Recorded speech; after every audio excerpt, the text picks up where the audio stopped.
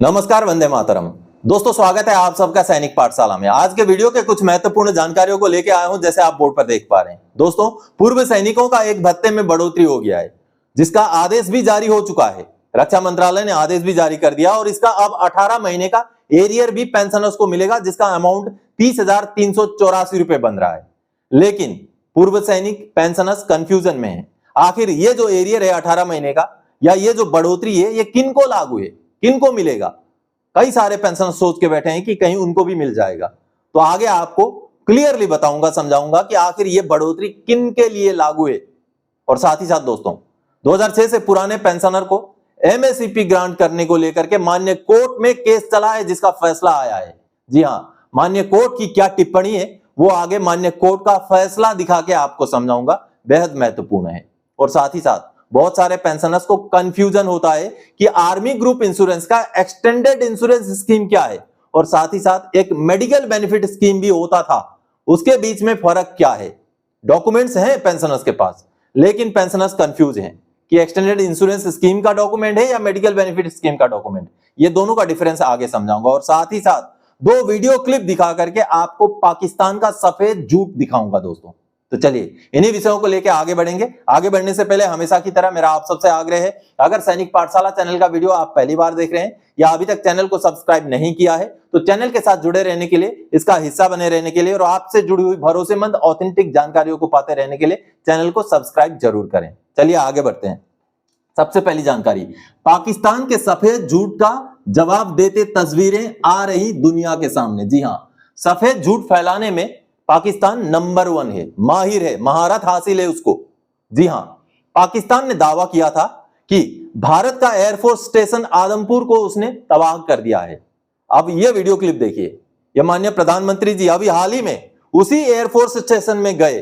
कहीं से भी आपको लग रहा है कि यहां तबाही हुई है? कहीं से भी दिख रहा है आपको? जितने भी ड्रोन, जितने भी हवाई हमले पाकिस्तान ने किए थे, उनको तो हवा में ही फोड़ दिया भारत ने। तो ये जो झूठा दावा है, ये झूठा साबित हो रहा है, क्योंकि ये सफेद झूठ है, दिख रहा है। माननीय प्रधानमंत्री जी वहीं गए, उसी एयरफोर्स स्टेशन में, जिसका तबाही का जो दावा पाकिस्तान करता है। लेकिन अब पाकिस्तान के अंदर भारतीय सेना ने क्या तबाही की है, उसका एक वीडियो क्लिप में आपको दिखाऊंगा। ये देखिए, रहीम यार खान एयरबेस है पाकिस्तान का। उस रहीम यार खान एयरबेस की ये तस्वीरें हैं। ये वीडियो क्लिप देख लीजिए पहले।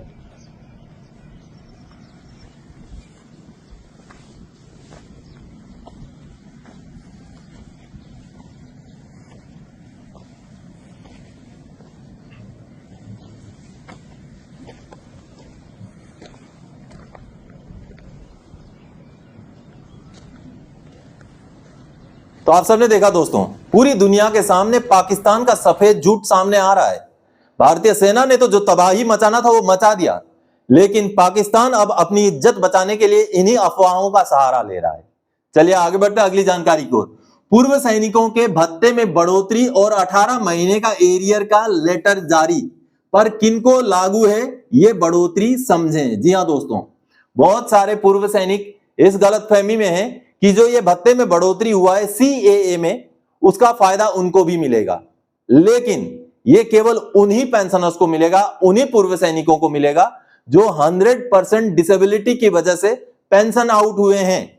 और उनमें से भी 100% डिसेबिलिटी में से भी केवल उनको मिलेगा जिनका केस एग्रेवेटेड या एट्रीब्यूटेबल टू मिलिट्री सर्विस है।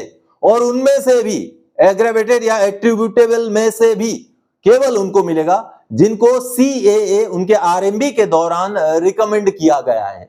जी हां, ऐसे बहुत सारे केसेस हैं जिनमें पेंशनर्स 100% डिसेबिलिटी की वजह से पेंशन आउट तो हुए हैं, लेकिन उनको सीए नहीं मिलता। या तो उनका केस एग्रेवेटेड एट्रीब्यूटेबल नहीं है, या तो फिर एग्रेवेटेड एट्रीब्यूटेबल होने के बावजूद भी उनका केस में सीएए को रिकमेंड नहीं किया गया है। ये सामने आप भारत सरकार का रक्षा मंत्रालय का लेटर देख पा रहे हैं। अब इस लेटर में साफ साफ है दोस्तों कि जैसे ही हमारा डीएडीआर 40 से 50% पहुंचा था जनवरी 2024 से, जिसको लागू किया गया था, तो 50% डीएडीआर पहुंचते ही 7वें पे कमीशन के नियम के अनुसार जिन भी भत्तों में बढ़ोतरी होनी थी, जिसमें से सीएए भी एक भत्ता था, यानी कि कांस्टेंट अटेंडेंस अलाउंस, जिसमें 25% की बढ़ोतरी होनी थी, तो अब ये 25% बढ़कर 6,750 से 8,438 रुपए बन गया है, यानी कि हर महीने 1,688 रुपए का बढ़ोतरी, और इसके ऊपर डीए नहीं लगता है। तो 1,688 रुपए को 18 महीने से अगर आप जोड़ देंगे, गुना कर देंगे, यानी कि जनवरी 2024 से लेके अभी तक जून 2025 तक 18 महीने बन रहे हैं, तो इनको अगर आप गुणा कर देंगे तो 30,384 रुपए बन रहा है। तो ये उन पेंशनर्स को मिलेगा जो डिसेबल्ड हैं, 100% डिसेबल्ड हैं, जिनको CAA मिल रहा है, केवल उन्हीं को मिलेगा, बाकियों को नहीं मिलेगा।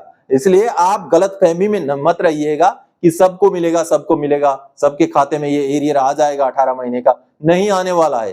केवल उनके खाते में आएगा, केवल उनको मिलेगा जिनको कांस्टेंट अटेंडेंस अलाउंस ऑलरेडी मिल रहा है। और किन को मिल रहा है वो चीजें मैंने आपको क्लियर कर दी। चलिए आगे बढ़ते हैं अगली जानकारी की ओर। एजीआई का मेडिकल बेनिफिट स्कीम और एक्सटेंडेड इंश्योरेंस स्कीम को समझें। जी हां दोस्तों, एजीआई का एक्सटेंडेड इंश्योरेंस स्कीम जो पेंशनर्स की मृत्यु होने पर पेंशनर के घर वालों को इंश्योरेंस का पैसा दिलाता है, लेकिन केवल उस पीरियड के दौरान अगर पेंशनर की मृत्यु हो तभी वो पैसे मिलते हैं, जो पीरियड उसके सर्टिफिकेट के अंदर लिखा हुआ होता है। और एक स्कीम था, पहले चलता था एजीआई का मेडिकल बेनिफिट स्कीम, इसके भी सर्टिफिकेट्स, आइडेंटिटी कार्ड पेंशनर्स के पास हैं। तो ये दोनों जो स्कीम है, इसके डॉक्यूमेंट्स को लेकर के पेंशनर भी कंफ्यूज रहते हैं। लेकिन आज मैं आपको दोनों डॉक्यूमेंट दिखाऊंगा और इनमें फर्क क्या है, और ये जो मेडिकल बेनिफिट स्कीम किस लिए है और एक्सटेंडेड इंश्योरेंस स्कीम किस लिए है वो समझाऊंगा। चलिए डॉक्यूमेंट देखते हैं। दोस्तों, आर्मी ग्रुप इंश्योरेंस का ये मेडिकल बेनिफिट स्कीम का आइडेंटिटी कार्ड है। इसका इस्तेमाल कब होता था, कैसे होता था, वो आगे आपको बताऊंगा।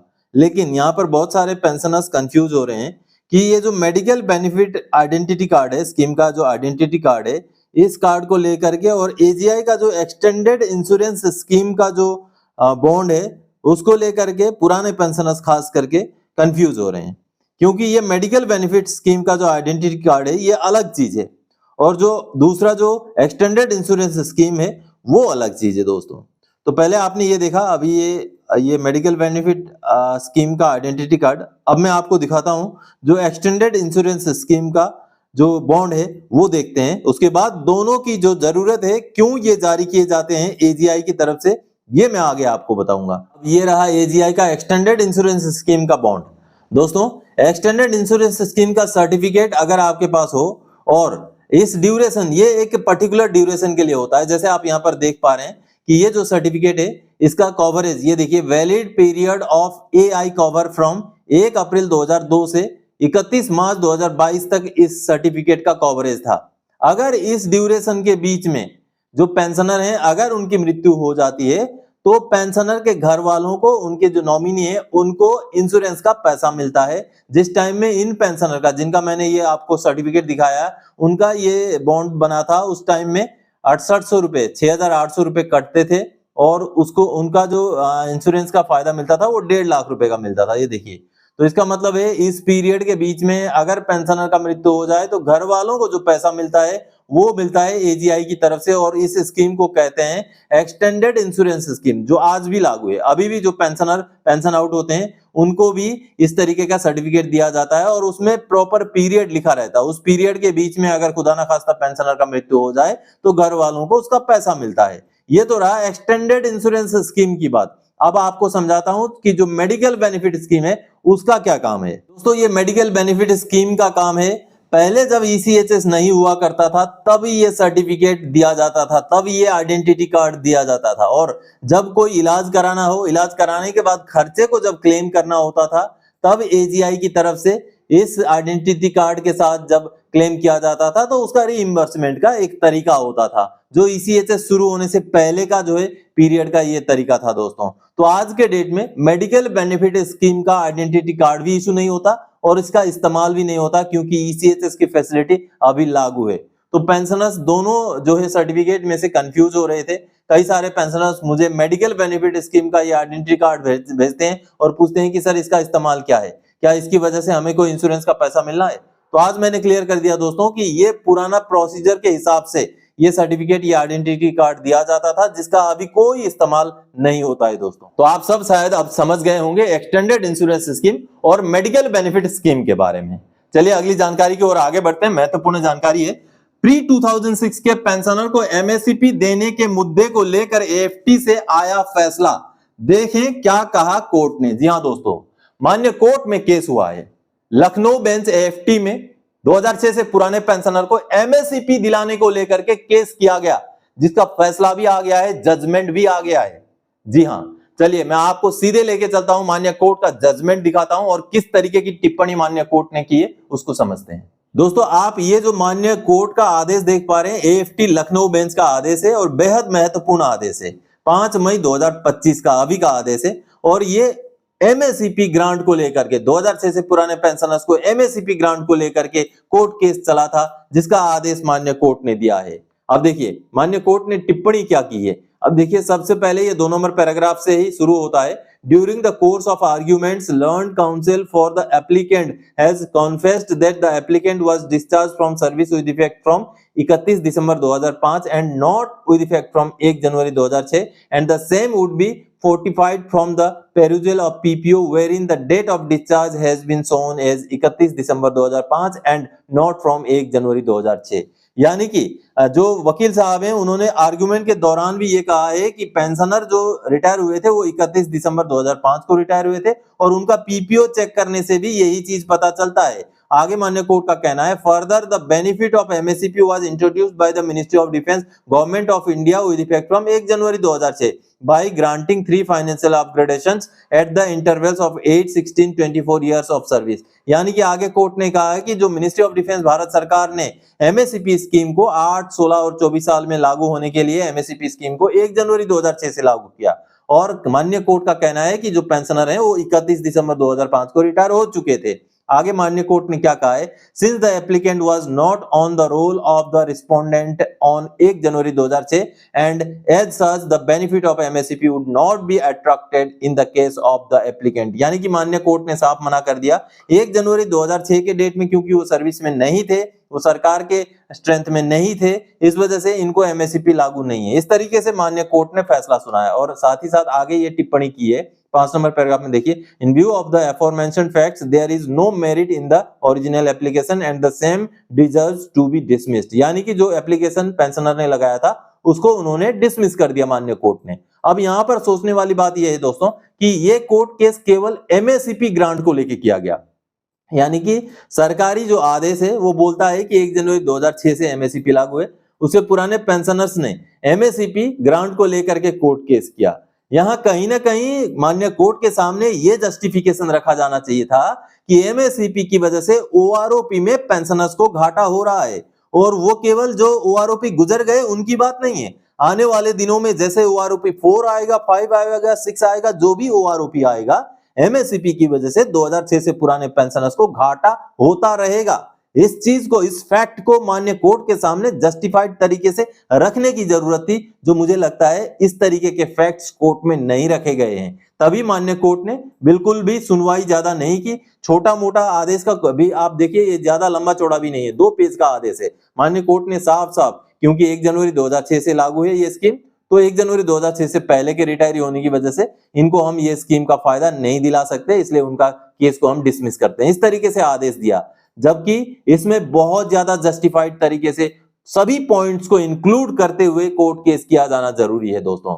तो कहीं ना कहीं पेंशनर को जस्टिस तो नहीं मिला, लेकिन आगे अगर कोई भी पेंशनर अगर कोर्ट केस की प्लानिंग करें तो वो इस बात को जरूर मद्देनजर रखते हुए करें कि केवल 2006 का, मैं 2006 के पहले का रिटायरी हूं, मुझे भी एमएससीपी चाहिए, केवल इस पॉइंट के ऊपर स्टक ना हो।